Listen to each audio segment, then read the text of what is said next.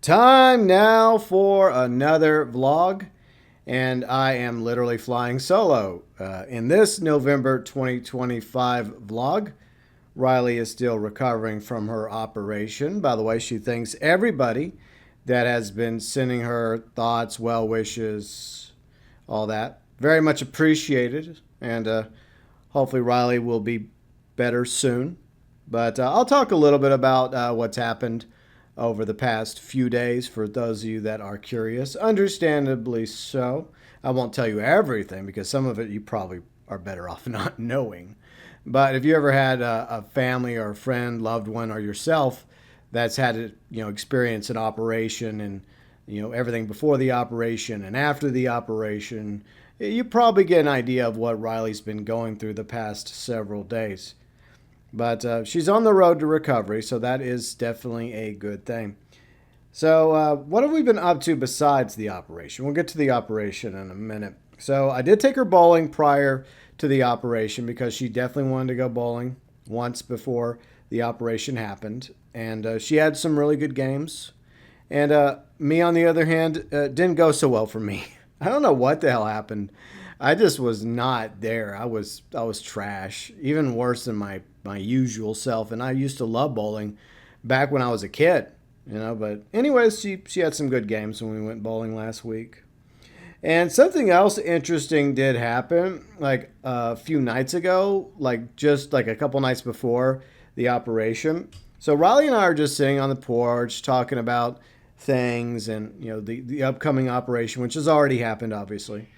All of a sudden, we hear sirens, and we live out not exactly in the middle of nowhere, but kind of far from the nearest town. And rarely you'll hear sirens, and a lot of time it's because there's some sort of traffic accident that occurred on one of the highways that's near our neighborhood. So we hear sirens, we don't really think too much of it. But then all of a sudden, like a few minutes later, while we're sitting on the porch in my backyard, we hear on the other side a sheriff deputy. He starts talking on his intercom. He's like, come out of the woods, sheriff's department, come out of the woods with your hands up. And we're just like, okay, this could go really, really bad. And so Riley and I decided to go back inside before there were possibly gunshots, right? But that never happened. But what did happen is more police showed up, and there was even a police helicopter that was circling our neighborhood for a quick minute. And I went upstairs to talk to my friend who's been staying with me while he's looking for a new job. And yeah, it was kind of crazy because from the windows, we could actually see where the police were set up, like across the road. And so that went on for at least an hour or two. And well, long story short, this guy was playing GTA in real life. He stole a car. I guess the police pursued him. He ditched the car. He went into hiding, and the police looked everywhere in the neighborhood to try to find him, but he got away because he stole another car. It's like the dude just was like, I don't know. I gotta give him props, because he was avoiding the radar and the wanted level. So despite all the police coming after him with a 3-star wanted level and with the police helicopter looking for him, man, gotta respect the game. But anyway, so that was a bit of excitement like a week ago. But hopefully the only thing he was doing was GTAing. Hopefully he didn't do anything worse. But who knows? But either way, crime clearly doesn't pay. But anyways, what else did we do? Oh yeah, we did watch one movie. So for a while now, we've been wanting to watch Brightborn. And finally we decided to watch it because we were looking for something to watch like a week or two ago. And it came up and we're like, you know what? Let's go ahead and rent Brightborn and let's watch it. Basically it's just kind of like a twisted spin on the Superman origin story where a baby falls to Earth that looks human, raised by farmers, but it's not human.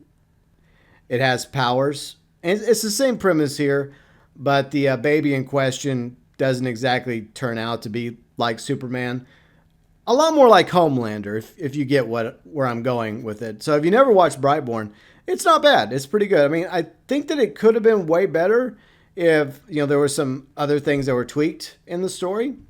But it wasn't shabby. It was decent. But it did feel like it had potential to be an even better story.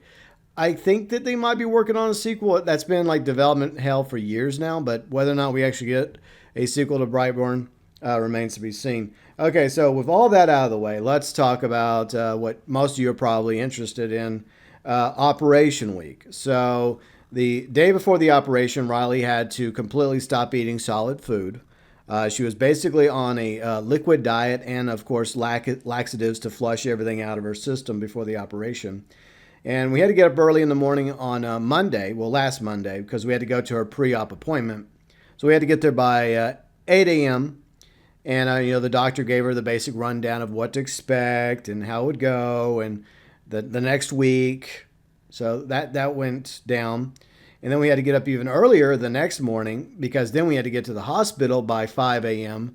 in order to check in and or for her to eventually have her operation. So we got in about 5 a.m., checked in, and then around 7:30 a.m. is when basically she went off to get operated on. Before that, they did move us into this like waiting area with other patients that were going to be operated on by other doctors, and several nurses came by and they did the basic rundown of everything, etc.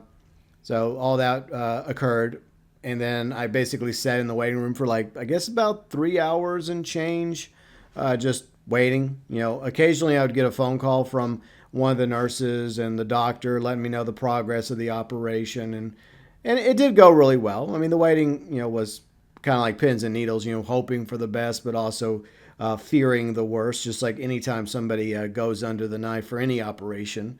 But the success rate was high for this particular operation.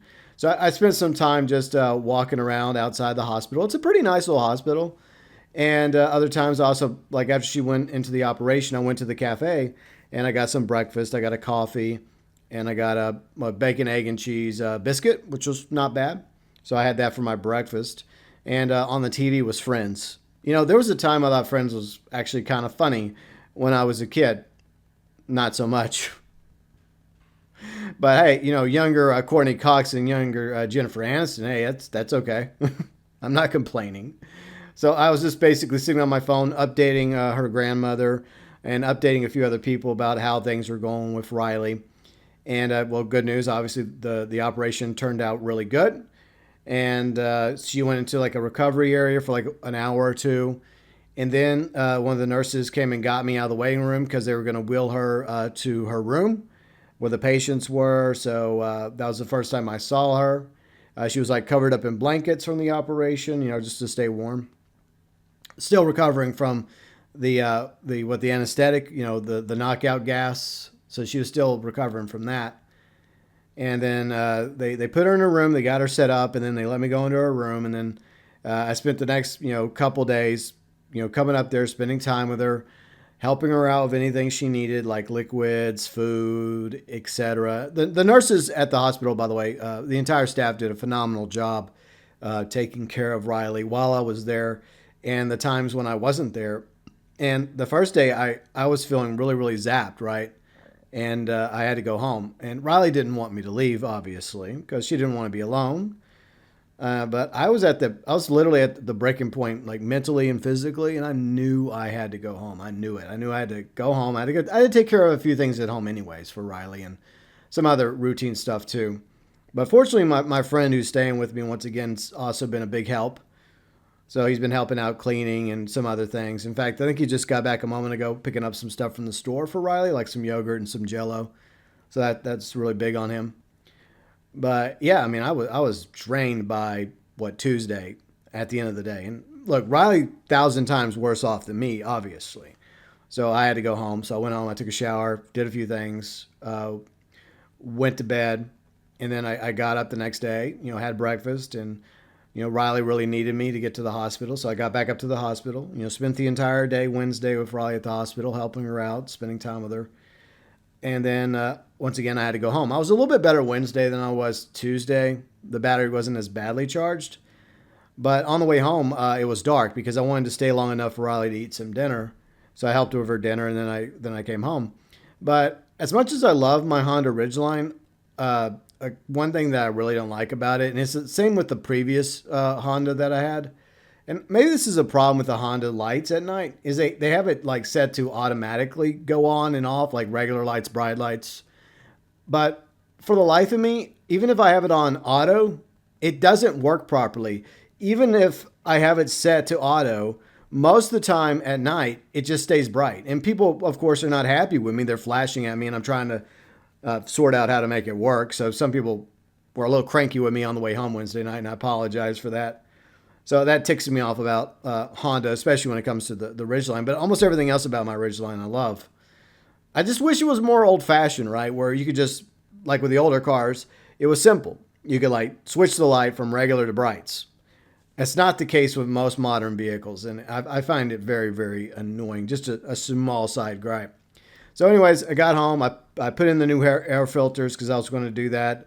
Some raining cleanup, getting the bed sheets washed and dried, and the comforter washed and dried, and everything set up in the bedroom for Riley. Because I'm spending the days on the couch, just because I want her to have plenty of room in the bedroom. But fortunately, the couch is in the next room in our entertainment room. And we have a very comfy couch. So I got another comforter on the couch. I got my pillows. I got a liner, so it's good. It's fine. I can sleep on the couch. I'm a couch guy. As long as it's a comfortable couch, I'm good to go. I'm fine. So yeah, I go up Thursday morning. The same routine, right? It's cold as hell, right? And oh yeah, the tires are low because of the stupid sensor. So I mean, the way the sensors are, it's like, oh no, the tires are flat. You're done. You're cooked. But it's fine. It's colder. Okay, that's to be expected when it comes to air, right? It expands and contrasts based on the temperature. So I get up to the hospital Thursday morning, just fine. And the doctors and the nurses all seem convinced that Riley's ready to go home, ready to be discharged Thursday. And by the way, it is Thanksgiving, so happy Thanksgiving and Turkey Day to everybody that spent their Thursday together with their family and loved ones in the U.S. And I know not everybody celebrates Thanksgiving, Turkey Day, but I guess happy holidays to the rest of you, right? But anyways, so Riley was kind of on the fence about whether or not she wanted to go home Thursday. But in the end, I think the nurses and the doctors convinced her that it was time for her to be discharged. And I was like supporting whatever decision ended up being made. I mean, on one hand, I understood Riley's point of view, but I also felt like that the doctors and the nurses were doing a great job keeping an eye on Riley, taking care of her, taking notes. And if they felt like she needed to stay in the hospital another day, then they probably would have, had her stay in the hospital another day. But they decided it's time for her to go home. So we ended up packing and, wheelchairing her down to the car. I pulled the truck up from the parking spot and I got her in. Of course, it was a terrible ride home for her, because she's in pain. She's still recovering. So it was a really bad drive home for her from the hospital. But then I got her in bed. And since then, I've been doing a lot of caretaking. And once again, credit to anybody that has to do caretaking to family, friends, loved ones that are suffering like long-term like ailments, like cancer, for example. Yeah, cancer sucks. But yeah, being a caretaker for somebody like a family, friend, loved one is a 24/7 job. And it can be stressful. I mean, it's nothing compared to what the person's going through that's enduring the pain post-op surgery and recovering, right? Laying in bed, with all that stuff going on. But yeah, I mean, because I have all these pills I have to give to her and I have to do it within a certain amount of time. So I pulled out my trusty notepad, pen and paper, and I started scheduling things in advance all the way to, I think, Sunday at this point. So I got that scheduled. But the problem is there are times when I have to give her pills in the morning. So I have to wake up in the morning and I have to give her pills. And I have to take care of other hygiene needs without going too much into further detail, and also helping her clean herself up and helping her walk around the house. And she's been getting better walking because they say that she needs to walk. So we've been trying to get her to walk, a few times a day, and she's getting better, and that's very positive. But keeping her hydration up, trying to keep her fed. I mean, she was already a very picky eater to begin with, so it's just worse because she doesn't like turkey. The roast beef and turkey my sister and brother-in-law brought over from Thanksgiving was appreciated. And, they brought some other treats that my friend and I also ate. But trying to get Riley to eat the turkey was no-go. She doesn't like turkey. I like turkey. It tasted pretty good. There was some, slices of roast beef that I gave her. I cut it up and I had it with some rice for her. But, I mean, it's just been, first day was a struggle, but I've managed to, I guess, create a schedule, and I got through it. And she's getting through it, ups and downs, and hopefully, Monday, which is I think tomorrow, right? The 1st of December. Damn, November's already gone. Crazy. So hopefully tomorrow at her first post-op appointment, it'll go really well, and then it just gets better from there. Hopefully. So yeah, it's been an interesting past week. Ups and downs, been stressful for me, and especially for Riley. Uh, Way more so than me. I would say at least 1,000% more. But yeah, I mean, shout out to everyone out there that has to be a caretaker on a regular basis, and also to everybody in the healthcare industry, nurses, doctors, and the entire staff of all the hospitals out there. Yeah, so yeah, I mean, I have nothing but utmost respect for all of you, but I would never want to be a nurse or a doctor. Yeah, because yeah, no thanks. I mean, especially after this past week, I'd rather not. So yeah, I think that's pretty much everything regarding Riley State right now and everything going on. But yeah, so hopefully she continues to improve, and I think she will. Yeah, I think we're getting past the worst part. There's still some pain, some other issues, but it'll get better in time. Just got to keep them fluids up and take care of everything else. The games that we've been playing, because we always like to wrap up with some of the games we've been playing over the month. Some of you are already aware of the games that Riley's been playing, covering Wild Assault, playing Wild Assault. Well, not right now because she's still in bed recovering, but she'll get back to it hopefully sooner rather than later. And of course, playing some Battlefield 6. She hasn't really done so much Battlefield 6 because of, especially the first day, she was just focused on just watching videos. And well, yeah, we did move the PS5, her PS5, into the bedroom with the TV, so she's able to do that on the bed. So she's been watching YouTube videos and playing some games while sitting in bed instead of in her office. So she's played a little bit of Battlefield 6, not as much, and some Skull and Bones. What I've been doing is playing a little bit of Skull and Bones, even though the faction wars kind of dragged on, and there's not really much going on this week. So maybe by Tuesday things will change up in the next battle period.